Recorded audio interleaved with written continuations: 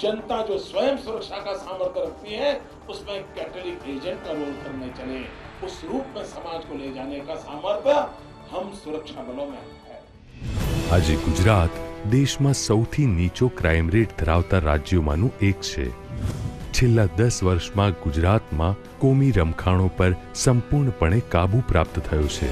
આજે અન્ય રાજ્યોની સરખામણીએ ગુજરાત સ્ત્રીઓ માટે સૌથી સલામત રાજ્ય બન્યું છે।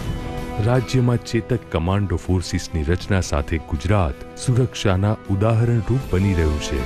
એ જ રીતે ગુજરાતના 1600 કિલોમીટર લાંબા દરિયા કિનારાની રખેવાળી કરે છે ગુજરાત મરીન પોલીસ। ગુજરાતની directorate of forensic science laboratory તેમજ દેશની સૌપ્રથમ અને એકમાત્ર એવી રક્ષા શક્તિ યુનિવર્સિટી અને ફોરેન્સિક સાયન્સ યુનિવર્સિટી ગુજરાતની રક્ષા શક્તિની અનન્ય સિદ્ધિઓ છે।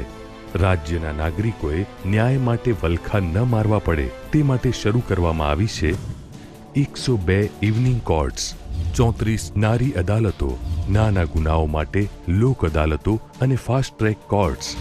આ સિવાય પણ ગુજરાતના કોઈ પણ ખૂણે સર્જાતી કટોકટીનો વળતો જવાબ છે 108 એમ્બ્યુલન્સ સેવા। મોટા મોટા શહેરોથી લઈને દૂર દૂરના ગામડાઓ સુધી મિનિટોમાં પહોંચતી 500થી પણ વધારે 108 એમ્બ્યુલન્સ વાન્સ આજ સુધીમાં 12,70,000થી પણ વધારે અકસ્માતના કેસીસમાં પોતાની મદદ પૂરી પાડી ચૂકી છે। સરકારે સ્વાસ્થ્યની સુરક્ષાને પણ રક્ષા શક્તિનો ભાગ બનાવી। સ્ત્રીઓ અને બાળકોના સ્વાસ્થ્યને રાજ્યના વિકાસની પાયાની જરૂરિયાત બનાવી। એટલે જ ગુજરાત સરકારે એક બાળકના જન્મ પૂર્વેથી લઈને તેની કિશોરાવસ્થા સુધીના તમામ તબક્કાને કોઈને કોઈ યોજના હેઠળ આવરી લીધા છે।